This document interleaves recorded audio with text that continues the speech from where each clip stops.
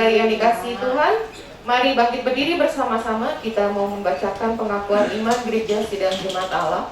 Pengakuan iman, kami percaya bahwa satu, Alkitab adalah firman Allah yang dilengkapkan dan tanpa salah, satu-satunya kaidah yang mutlak dan berwenang bagi iman dan perilaku manusia.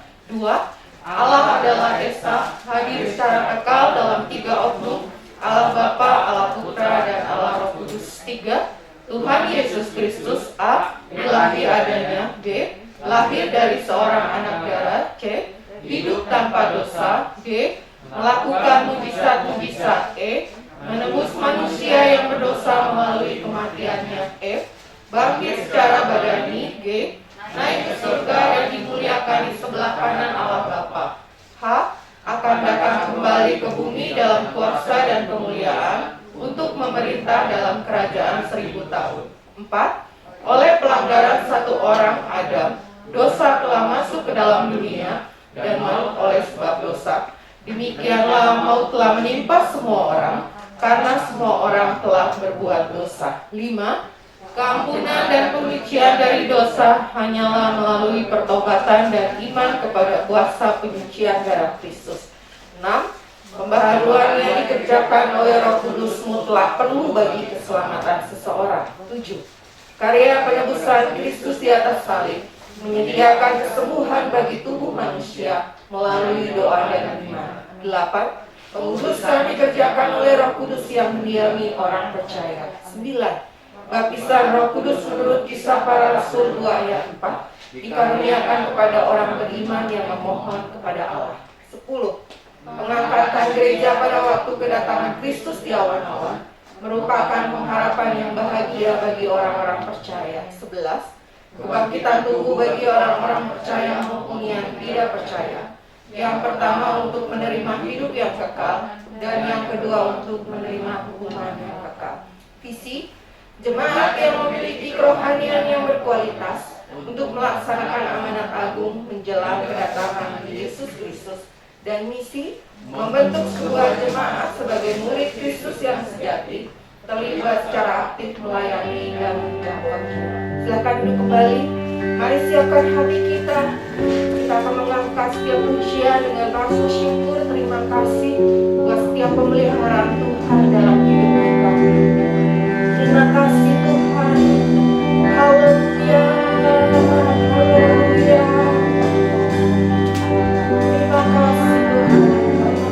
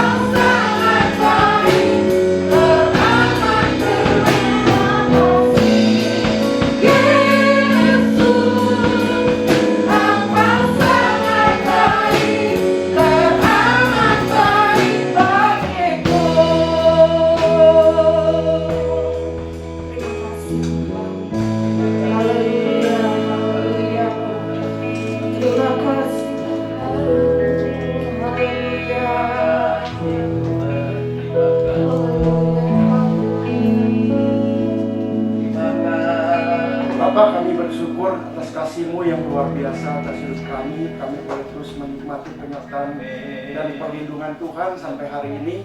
Sebabnya kami ada di dalam rumah-Mu untuk memuji, menyembah Engkau. Layakan setiap kami Tuhan yang ada di ruangan ini. Kami perlu jamahan-Mu, perlu kuasa urapan-Mu. Kami undang hadirat-Mu hadir di tengah-tengah kami, mengurapi setiap kami yang memuji, menyembah Engkau. Terpujilah nama Tuhan di dalam nama Yesus. Kami berdoa dan mengucap syukur. Amin. Amin. Mari kita bangkit berdiri dengan sukacita, kita memuji Tuhan. Saya percaya kita semua sedang merasakan kebaikan Tuhan. Amin. Mari dengan sukacita angkat pujian ini. Allah itu baik, sungguh baik bagiku.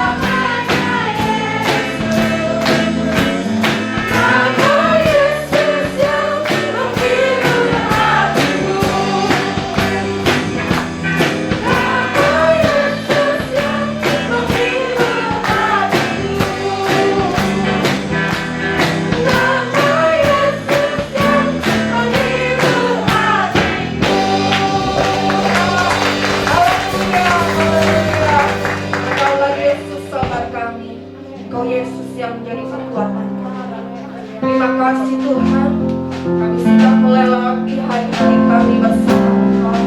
Engkau yang tidak pernah meninggalkan kami sendirian.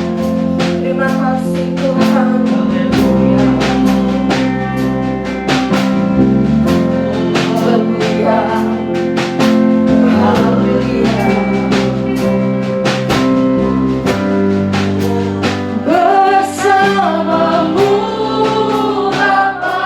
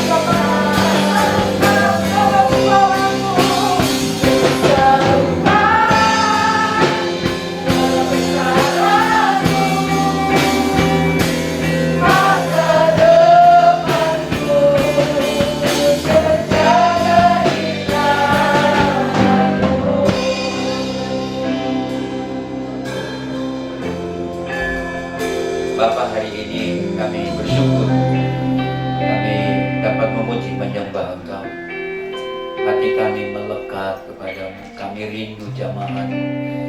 Berbicaralah kepada kami Tuhan.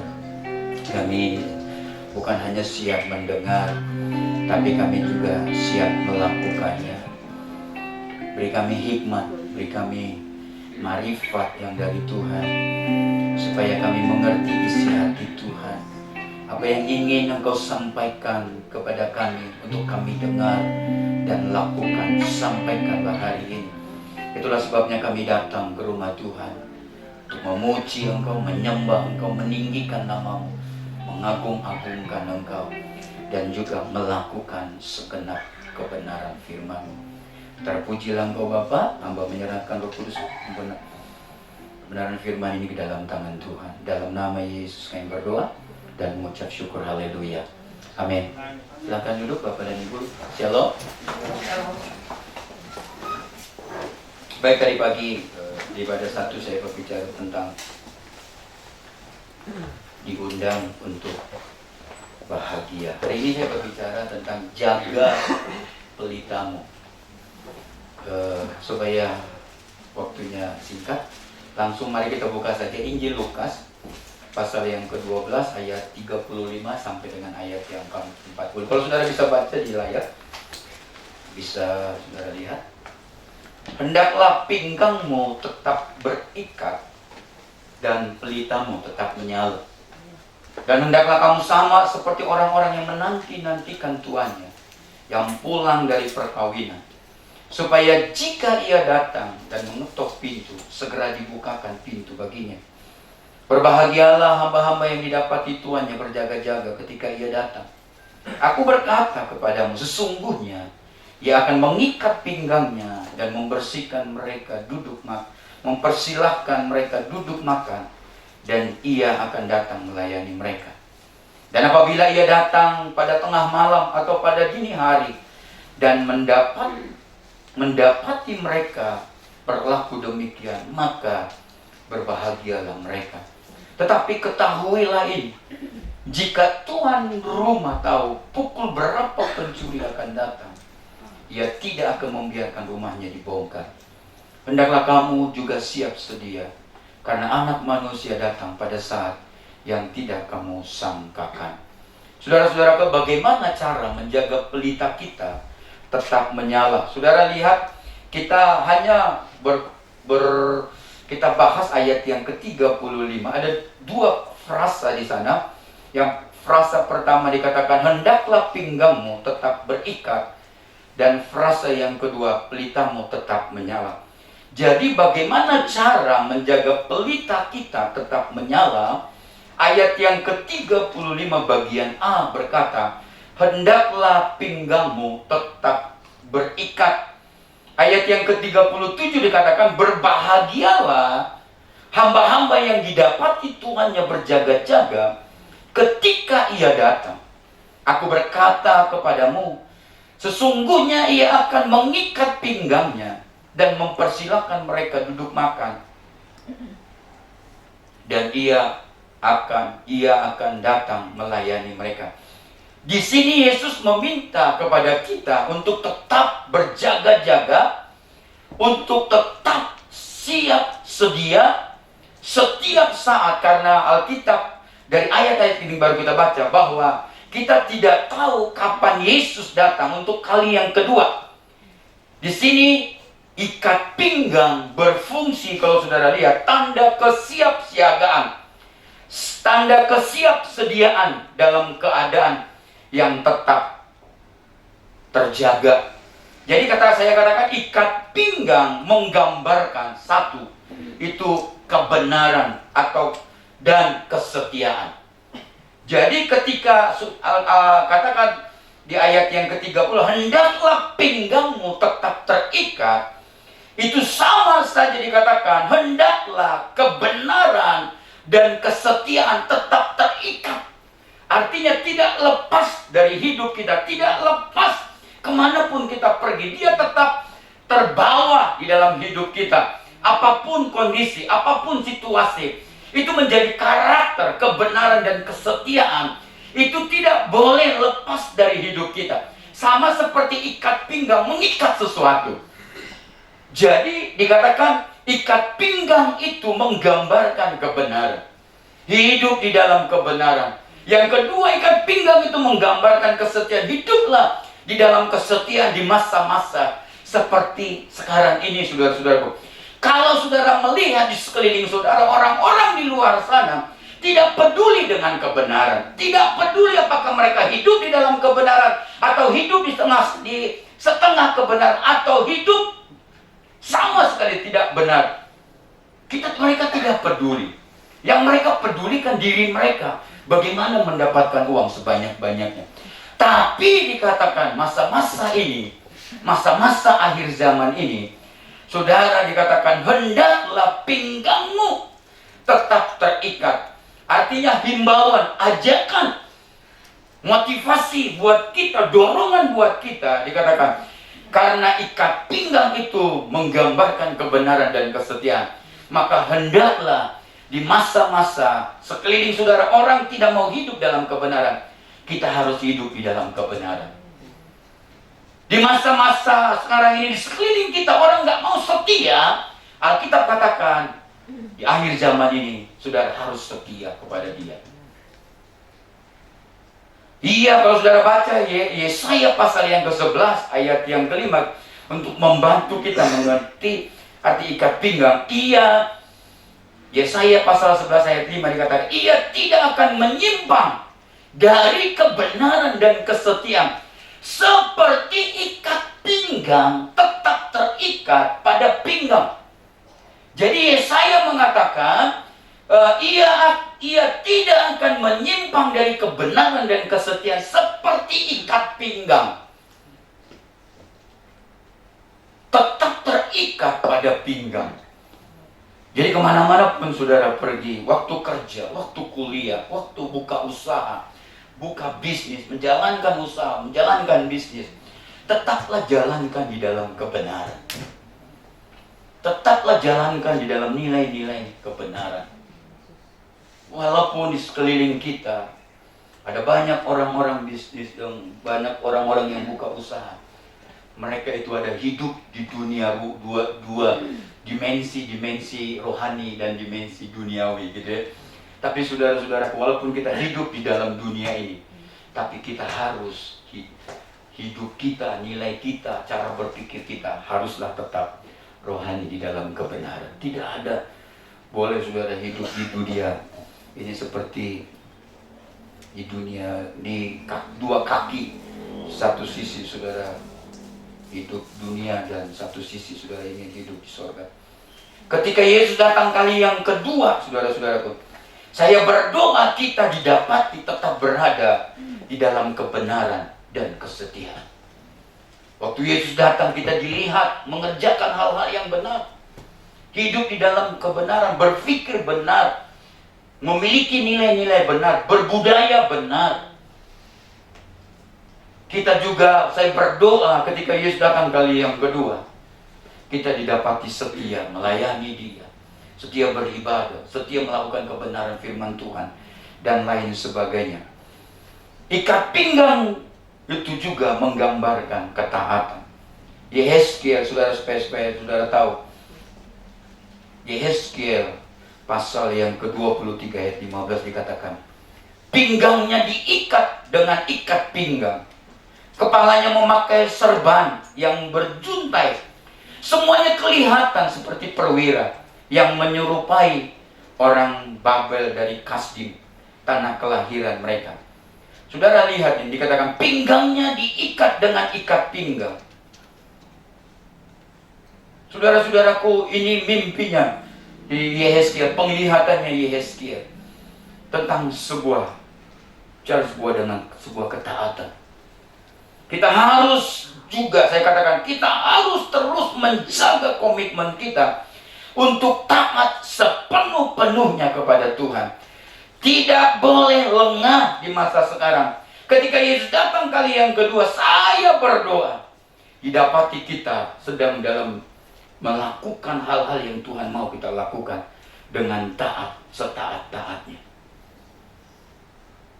Saudara-saudaraku, nanti kita akan lihat beberapa hal sebelum saudara Ini sebagai gambaran dengan ikat pinggang. Ikat pinggang juga sebagai tanda kekuasaan, saudara-saudaraku. Yesaya 22 ayat 21.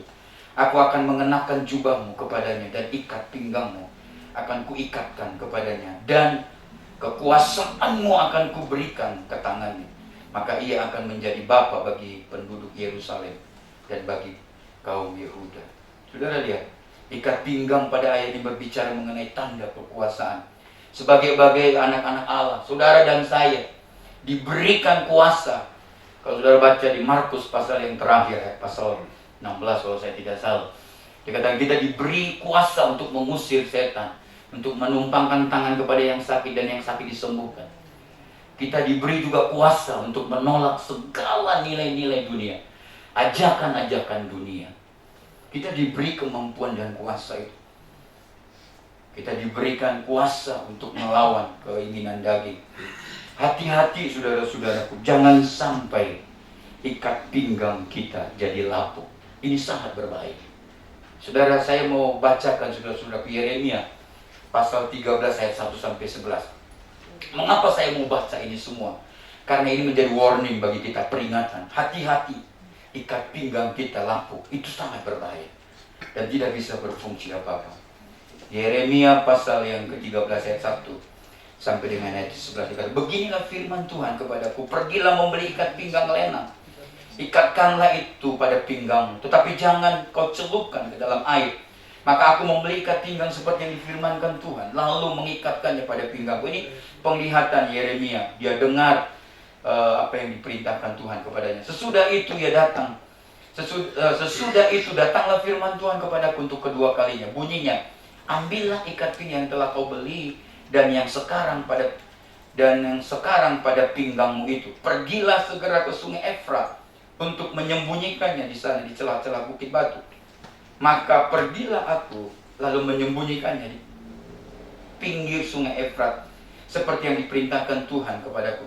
Sesudah beberapa waktu lamanya firman Tuhan kepadaku, berfirmanlah Tuhan kepadaku, pergilah segera ke sungai Efrat, mengambil dari sana ikat pinggang yang kuperintahkan kau sembunyikan di sana. Maka pergilah aku ke sungai Efrat, lalu aku menggali dan mengambil ikat pinggang itu dari tempat aku menyembunyikannya. Tetapi, dengar ini, tetapi ternyata ikat pinggang itu sudah lapuk, tidak berguna untuk apapun. Lalu datanglah firman Tuhan kepadaku, beginilah firman Tuhan, demikianlah aku akan menghapus kecongkak bongakan Yehuda dan Yerusalem. Bangsa yang jahat ini, yang enggan mendengarkan perkataan-perkataanku, yang mengikuti kedegilan hatinya dan mengikuti Allah lain untuk beribadah dan sujud menyembah kepada mereka, akan menjadi seperti ikat pinggang ini yang tidak berguna untuk apa-apa.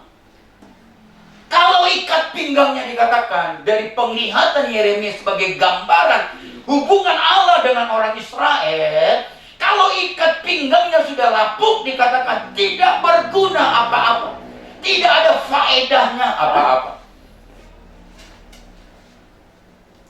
Jadi kalau saudara baca, ini sesuatu yang sangat berbahaya.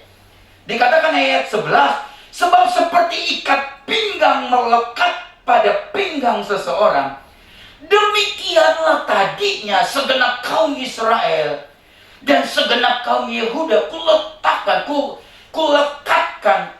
kepadaku. Demikianlah firman Tuhan, supaya mereka itu menjadi umat, menjadi ternama, terpuji, dan terhormat bagiku. Tetapi mereka itu tidak mau mendengar. Saudara-saudaraku, lihat, kapan ikat pinggang itu jadi lapuk? Sebagai gambaran hubungan Allah dengan Israel. Di ayat yang ke-10 dikatakan, sejak bangsa itu menjadi bangsa yang jahat. Sejak bangsa itu menjadi bangsa yang enggan mendengarkan perkataan-perkataan Allah. Sejak bangsa itu mengikuti kedegilan hatinya. Sejak bangsa itu mengikuti Allah lain dan beribadah dan sujud menyembah kepada Allah-Allah itu. Sejak saat itu, saudara-saudaraku, Ayat 11 dikatakan, sejak saat orang Israel itu, dengarkan ini, sudah sangat jauh dari Tuhan. Dulu gambarannya saudara-saudaraku, itu ayat 11, hubungan Israel dengan Allah itu di ayat 11. Dikatakan, sebab seperti ikat pinggang melekat pada pinggang seseorang, demikianlah tadinya segenap kaum Israel dan segenap kaum Yehuda kulekatkan kepadaku. Artinya mereka itu sangat dekat, sangat melekat. Jadi kemana Allah, orang Israel bersama. Kemana Israel, Allah bersama. Begitulah dikatakan. Tapi selama ikat pinggang itu, hubungan mereka melekat dengan Allah, dikatakan mereka akan menjadi umat, menjadi ternama, menjadi terpuji, menjadi terhormat bagiku. Tetapi mereka tidak mau mendengar. Mereka menolak. Mereka meninggalkan Allah. Mereka membelakangi Allah. Lebih baik mereka datang kepada ilah-ilah, menyembah Allah-Allah lain, penyembahan-penyembahan berhala, daripada dekat dan menyembah Allah. Dan saat itulah ikat pinggang itu menjadi lapuk. Saudara lihat, kaum Israel saya katakan dan kaum Yehuda digambarkan seperti ikat pinggang melekat erat pada Allah di ayat 11. Tetapi setelah ikat pinggang itu lapuk di ayat yang ke-6. Saat kapan ikat pinggang itu menjadi lapuk? Saya katakan di ayat yang ke-10. Saat kaum Israel dan kaum Yehuda berlaku jahat, enggan mendengarkan perkataan-perkataan Allah, enggan mengikuti, lebih baik mereka mengikuti kedegilan hati mereka, mengikuti Allah-Allah lain, beribadah kepada Allah-Allah lain, dan sujud menyembah kepada Allah-Allah lain. Saat ikat pinggang itu menjadi lapuk, orang Israel menjadi hancur. Orang Israel tidak berguna lagi di hadapan Allah. Israel ditolak dan dibuang, saudara-saudaraku. Mereka mengalami pembuangan yang sangat-sangat mengerikan. Sangat-sangat menyedihkan. Tragis hidup mereka.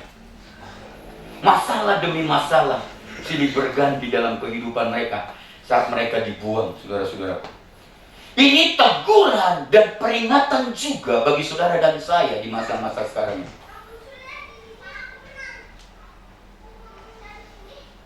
Kalau Lukas mengatakan hendaklah pinggangmu tetap terikat, jangan sampai ikat pinggang kita lapuk. Karena ikat pinggang itu berbicara tentang apa tadi? Kebenaran, kesetiaan, bicara tentang ketaatan. Kalau kebenaran sudah menghancurkan nilai-nilai kebenaran firman Allah, sudah hancur di dalam hidup kita, saudara-saudara. Kita sudah mulai hidup di dalam ruang abu-abu. Kita hidup di sana benar dan tidak, itu kita mulai bingung.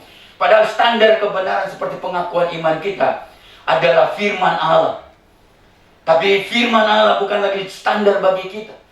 Kita mengatakan, orang tetangga kita, oh ini benar nih Pak. Padahal firman Allah mengatakan tidak benar. Hati-hati saudara. Hati-hati.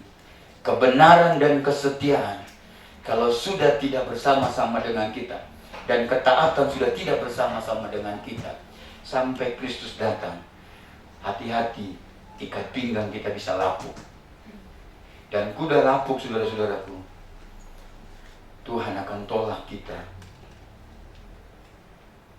dan dibuang. Contoh yang kedua nanti setelah kita sampaikan. Frasa yang kedua, pelitamu tetap menyala. Bagaimana untuk mempertahankan pelita kita tetap menyala? Menjaga pelita kita, saudara, pelitamu tetap menyala. 35 bagian B. Ayat ini menyatakan bahwa selain ikat pinggang, kita juga harus memastikan pelita kita tetap menyala. Apa yang dimaksud, saudara-saudara? Banyak penafsir-penafsir yang menafsirkan kata pelitamu tetap menyala. Tapi saya coba kita buka saja. Lebih baik dari Amsal saja kita dapat mengerti apa yang dimaksud pelitamu tetap menyala. Amsal pasal 20 ayat 27, saudara. Amsal ini mungkin memberi jawaban kepada kita. Walaupun banyak para penafsir memberikan tafsiran-tafsirannya, tapi pendekatannya lebih baik kita ambil dari Amsal pasal 20 ayat 27. Roh manusia adalah pelita Tuhan yang menyelidiki seluruh lubuk hatinya. Sekali lagi, roh manusia adalah pelita Tuhan yang menyelidiki seluruh lubuk hatinya. Jadi ayat ini secara jelas menjelaskan bahwa roh manusia itu pelitanya Tuhan yang mampu menerangi, yang mampu menyelidiki seluruh isi hati kita. Bahkan yang terdalam, yang mungkin orang lain tidak tahu, yang mungkin orang lain tidak baca dari mimik wajah kita, dari gerak-gerik kita, saudara-saudaraku. Tuhan ternyata telah memberi kita sebuah pelita di dalam diri kita. Sebuah lampu yang menyala di dalam diri kita untuk menuntun kita kemanapun kita pergi. Supaya langkah kita, hati kita, tujuan kita, supaya tetap sama ke arah langkah dan tujuannya Allah. Tuhan ternyata telah membuat sebuah pelita yang tetap menyala. Supaya kita jauh dari kegelapan. Tetapi ingatlah bahwa pelita ini hanya bisa berfungsi apabila dia dalam keadaan yang tetap menyala. Pelita yang tidak menyala itu tidak berfungsi apa-apa. Oleh sebab itu, bagaimana supaya pelita kita tetap terjaga? Pelitamu pertama harus tetap menyala. Pelita untuk menjauhkan kita dari kegelapan dunia, sedangkan dunia menggiring kita kepada kegelapan. Tetapi pelita yang Tuhan taruh dalam diri kita menuntun kita di dalam kebenaran dan di dalam terang. Itulah sebabnya Paulus mengingatkan, kalau saudara baca di jemaat di Roma, untuk memastikan roh mereka tetap menyala-nyala. Roma 12 ayat 11 dikatakan, janganlah hendaknya kerajinanmu kendor, biarlah rohmu menyala-nyala dan layanilah Tuhan. Gak boleh padam.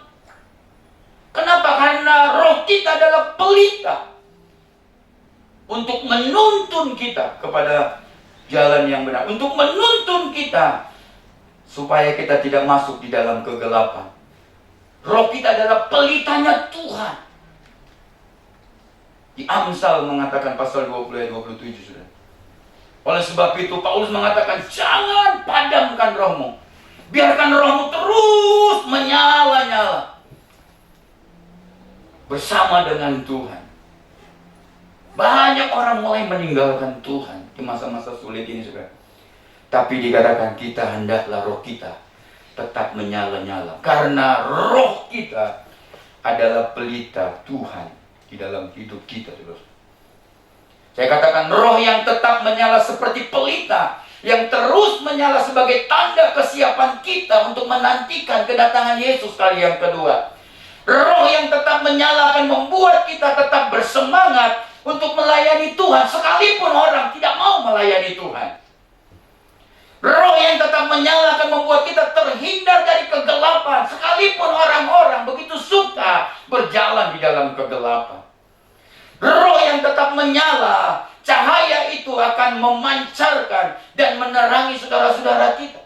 Bukan hanya menuntun kita, roh kita yang menyala-nyala ini bukan hanya menuntun kita untuk kita tetap berjalan di dalam terangnya, tetapi menuntun orang lain untuk bisa berjalan di dalam terangnya Allah.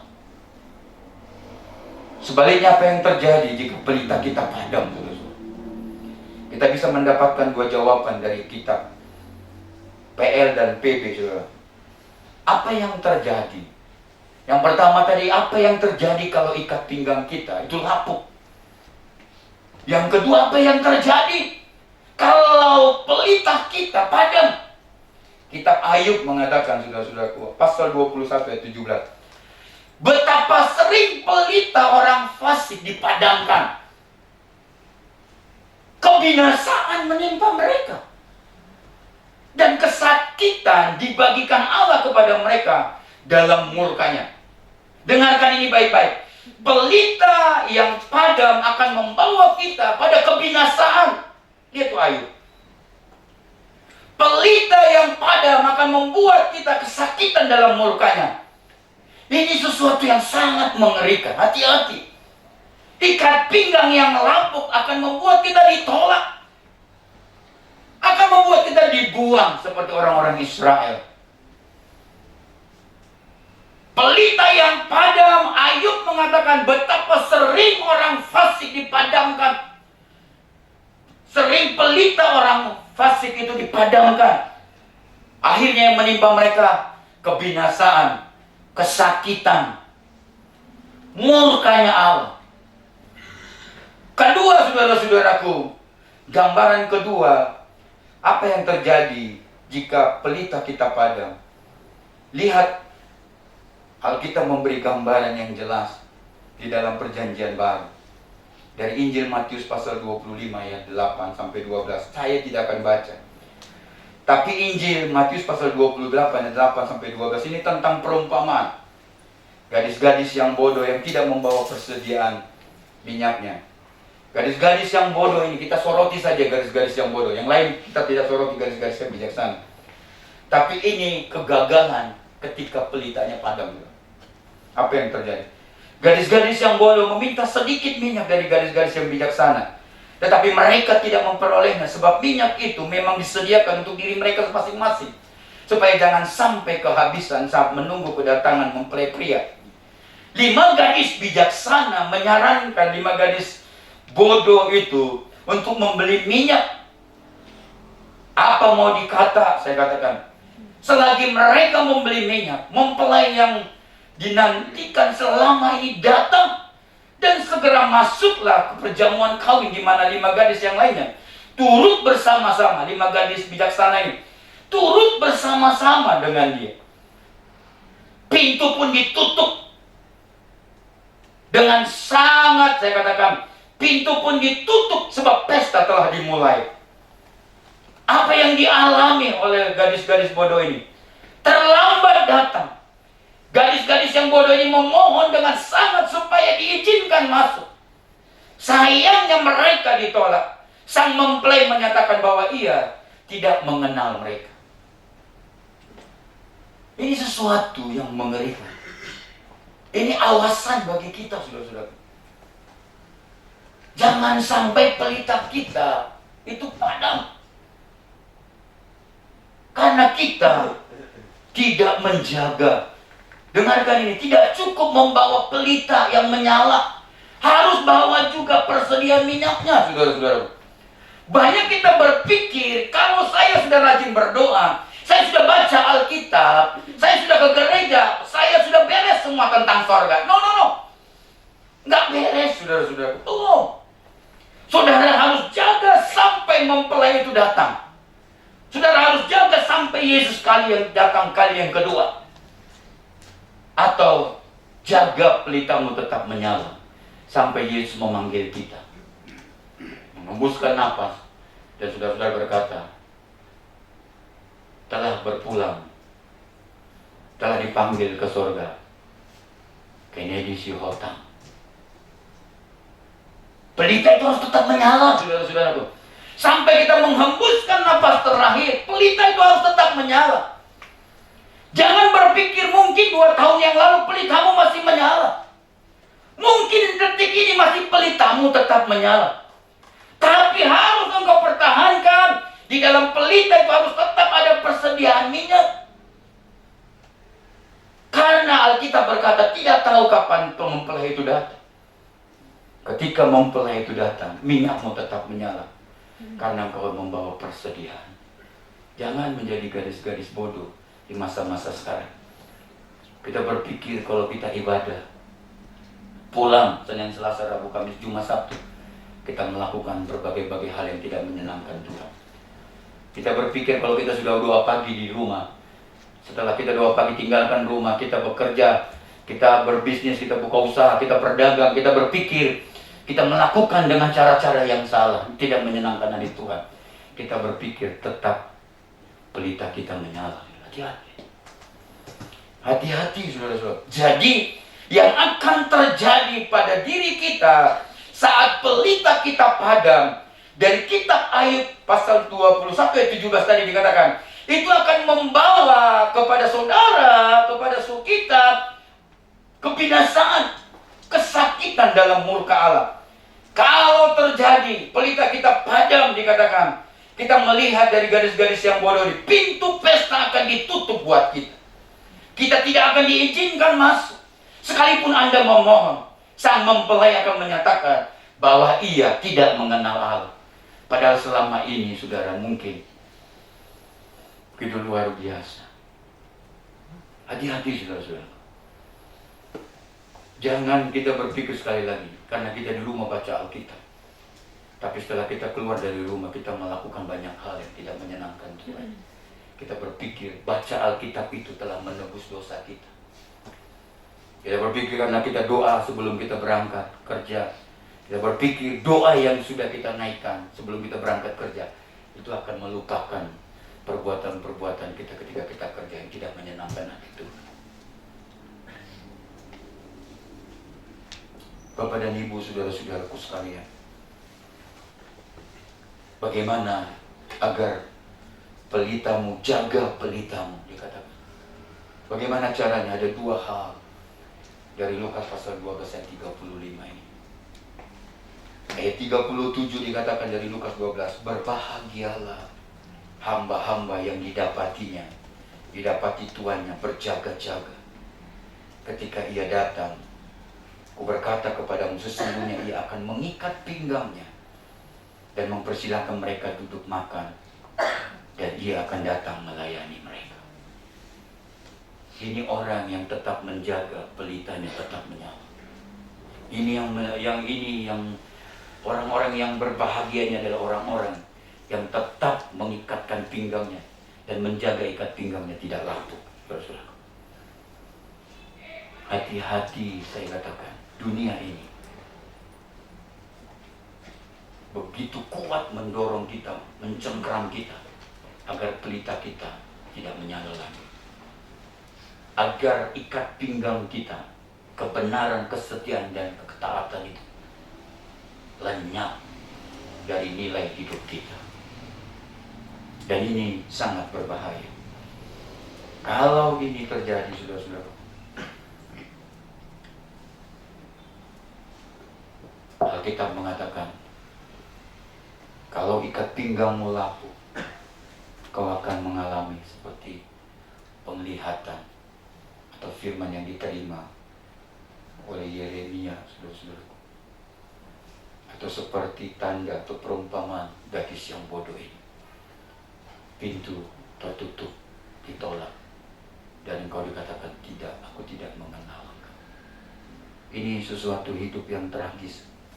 Oleh sebab itu saya berdoa supaya saudara, pelitamu tetap terjaga.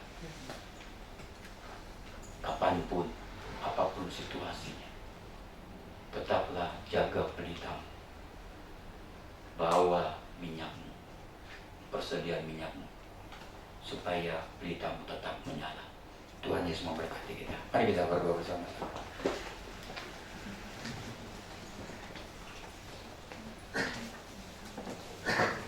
Haleluya. Boleh saya undang untuk pemain bisa hadir, kita naikkan satu pujian.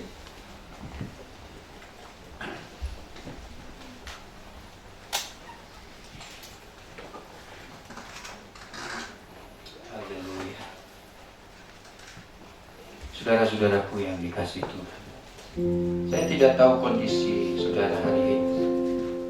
Saya tidak tahu kondisi kerohanian saudara. Saya tidak tahu kondisi imanmu, kondisi kekristenanmu. Tapi hati-hati, ada warning. Jangan sampai ikat pinggangmu lapuk. Jangan sampai pelitamu padam. Haleluya. Haleluya. Kita naikkan ku telah mati dan tinggalkan cara hidup yang lama. Karena itu semuanya sia-sia. Barang fana Sebelum roti dan cawan dibagikan kepada saudara, dosa akan menyebabkan ikat pinggang kita lemah dan menyebabkan pelita kita akan patah. Semua bentuk dosa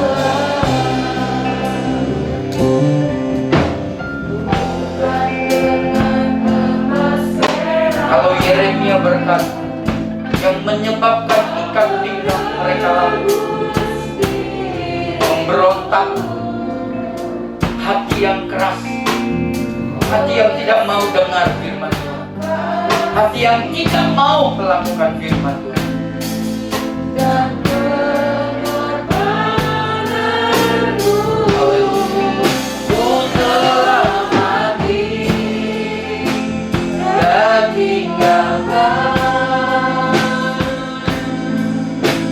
Cara hidupku yang lama, semuanya sia-sia dan tak berarti lagi. Hidup ini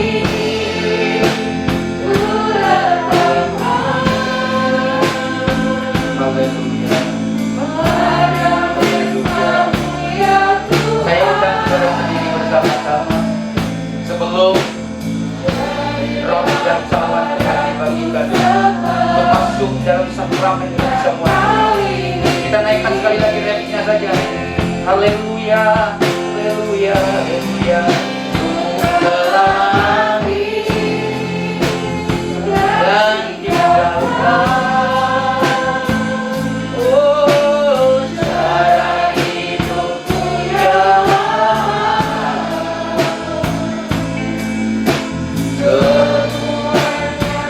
cara hidup yang lama akan membuat ikat pinggang kita lambat dan akan membuat pelita kita patah.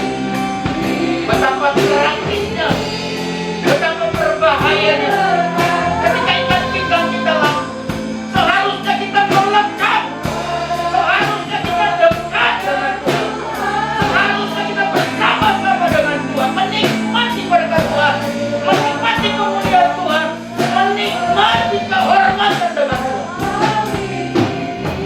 Saya mau hari ini biarkan musik bermain dengan lembut pujian ini. Saudaraku yang dikasihi Tuhan, Tuhan katakan,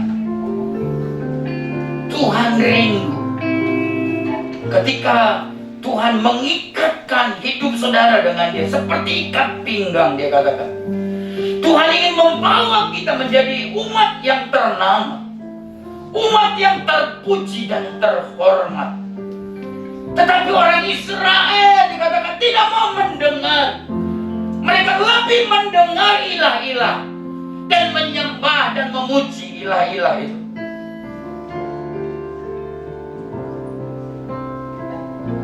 Hati mereka lebih condongkan kepada penyembahan berhala. Mereka lebih mau jauh dari Tuhan daripada dekat.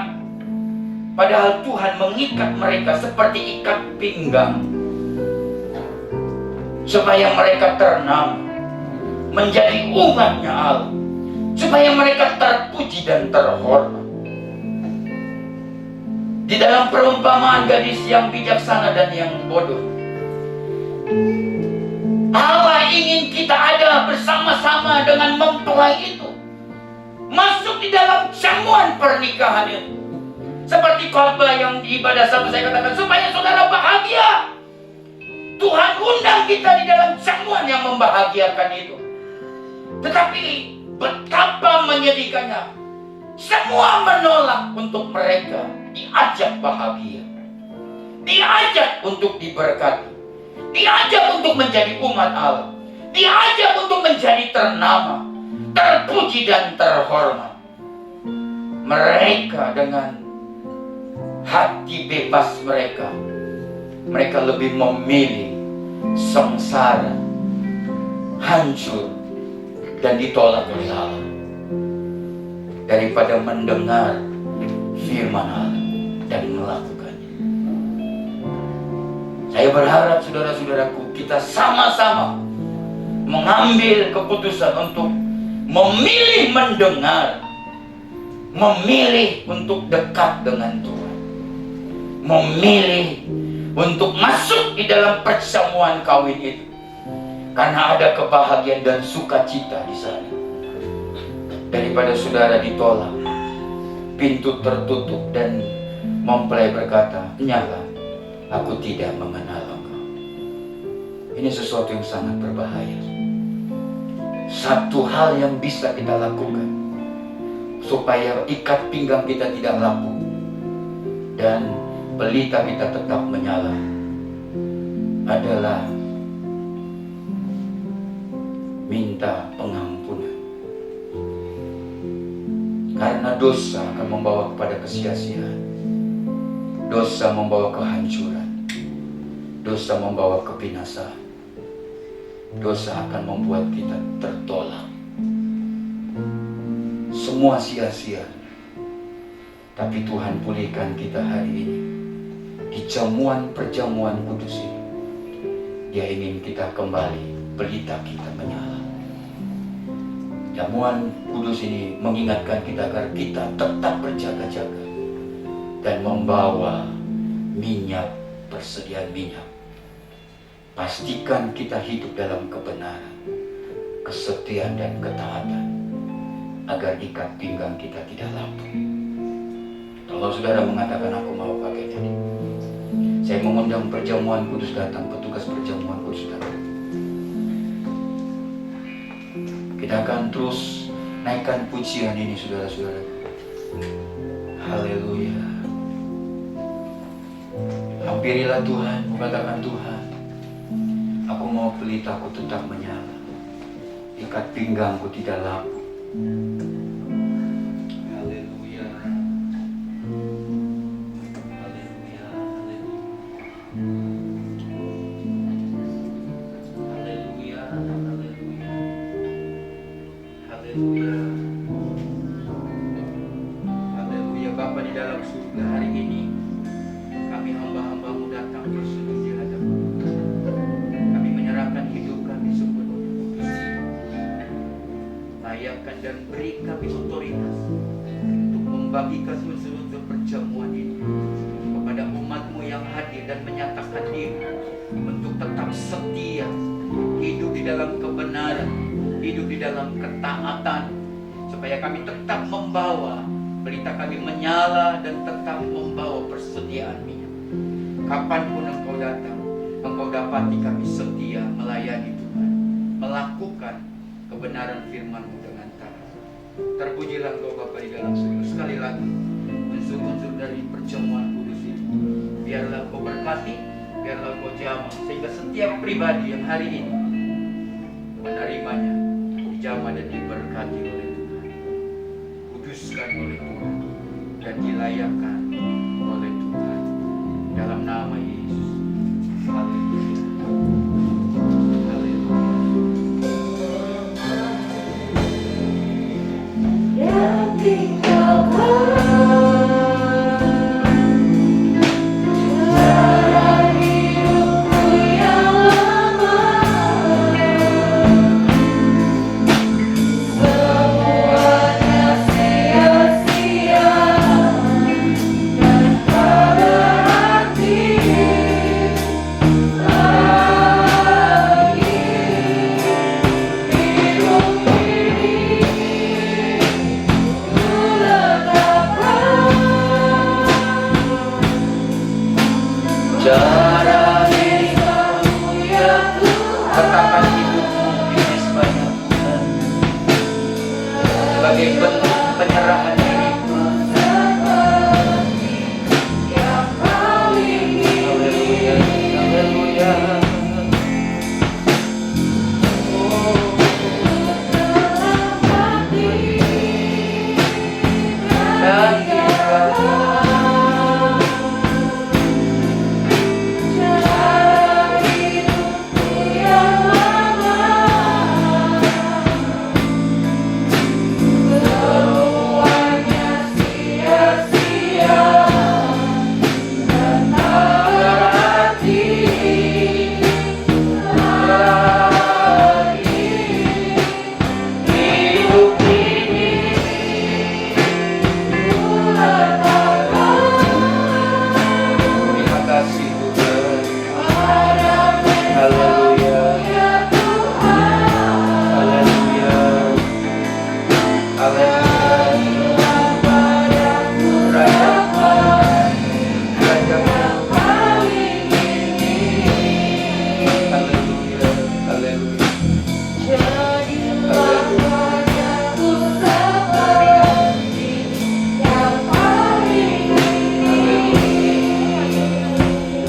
saudara tahu apa yang Tuhan inginkan dari hidupmu, tetaplah ikat pinggangmu, tetap terikat.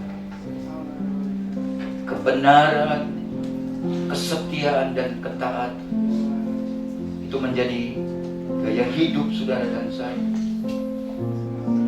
Tetaplah pelitamu menyala. Taruh hidupmu dalam tangannya, saudara. Kapanpun, apapun situasinya, percayakan hidupmu kepada Dia.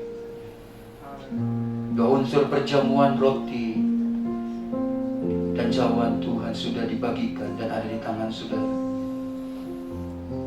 Paulus mengingatkan kita, setiap dua cawan ini, dua unsur perjamuan ini ada di tangan saudara. Paulus mengingatkan kita, dia katakan, sebab setiap kali kamu makan roti ini dan minum cawan ini, kamu memberitakan kematian Tuhan sampai Ia datang. Jadi barang siapa dengan cara yang tidak layak makan roti atau minum cawan Tuhan, ia berdosa terhadap tubuh dan darah Tuhan. Datanglah dengan penuh hormat, akui tubuh Tuhan. Datanglah dengan penuh syukur. Datanglah dengan hati yang benar-benar merindukan jamaahnya. Angkatlah rotimu di hadapan Tuhan. Biarkan tangan Tuhan menjamah dan memberkatimu. Sebab apa yang telah kuteruskan kepadamu, telah kuterima dari Tuhan, yaitu bahwa Tuhan Yesus pada malam waktu Ia diserahkan mengambil roti, dan sesudah itu Ia mengucap syukur atasnya. Ia memecah-mecahkannya dan berkata, inilah tubuhku yang diserahkan bagi kamu. Perbuatlah ini menjadi peringatan akan aku. Mari kita memakannya di dalam nama Tuhan Yesus Kristus.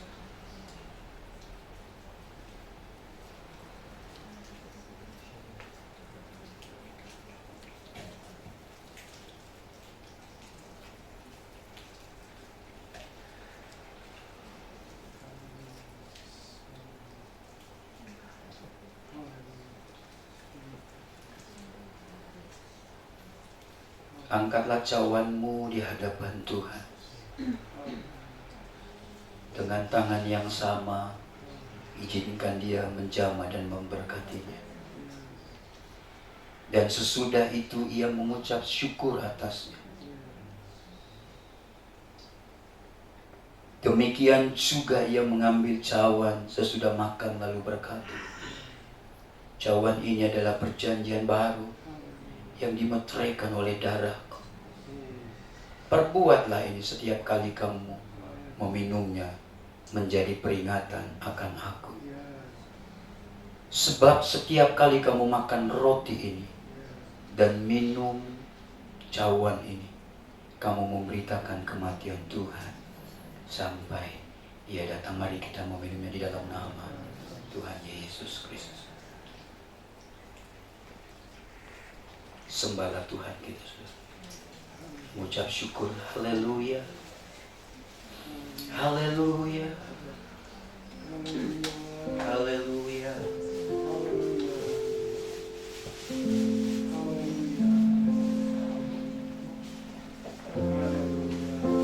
Haleluya. Haleluya. Haleluya. Haleluya. Haleluya. Oh, haleluya. Haleluya, saudara-saudaraku, nikmatilah hadirat, nikmatilah pribadinya, nikmatilah hari ini kemuliaan di dalam saudara. Ulama saudara dengan membawa berkat.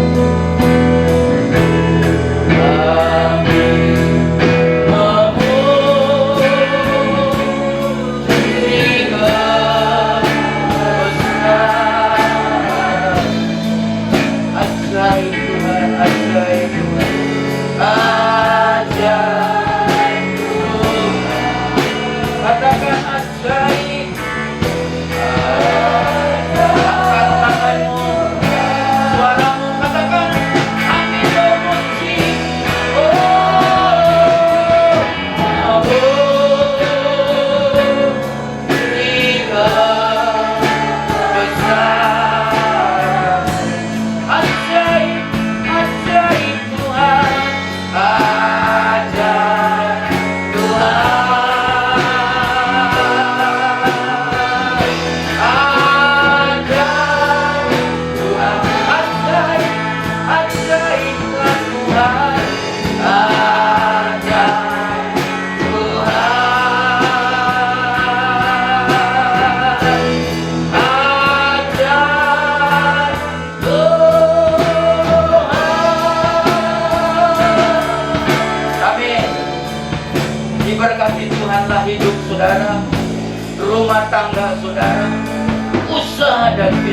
saudara, pekerjaan saudara, studi saudara, anak-anak saudara, apapun yang kau kerjakan, apapun yang kau lakukan, apapun yang kau perbuat, dibuat Tuhan berhasil.